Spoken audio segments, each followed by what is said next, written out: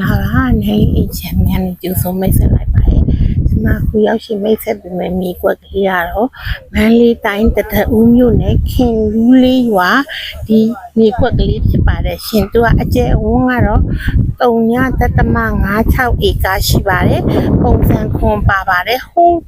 ဥပမာဆိုရင်ခင်လူးလေးရွာပါတရဦးလေစိတ်လမ်းမအင်းနဲ့ဆို9မိနစ်ပဲဝင်ရပါတယ်ဒီလမ်းမမေးတင်မှာဒါခင်လူးလေးရွာဘေးပတ်ဝန်းကျင်မှာဆိုရင်လည်းစက်ရုံတွေရှိမယ်ပြီးလို့ရှိရင်လည်းဟိုဘက်မှာဆိုရင်လည်းပတ်လည်းစက်ရုံတွေယူပါပဲရှင်မီးလည်းဆွဲလို့ရပါတယ်ရောင်းစည်းလေးကတော့3200ပပညီနိုင်ဖြစ်ပါတယ်လမ်းမမေးတင်ဖြစ်တဲ့အတွက်နေရာလေးလည်းကောင်းပါတယ်ရေလည်းတူးလို့လွယ်ပါတယ်ရှင်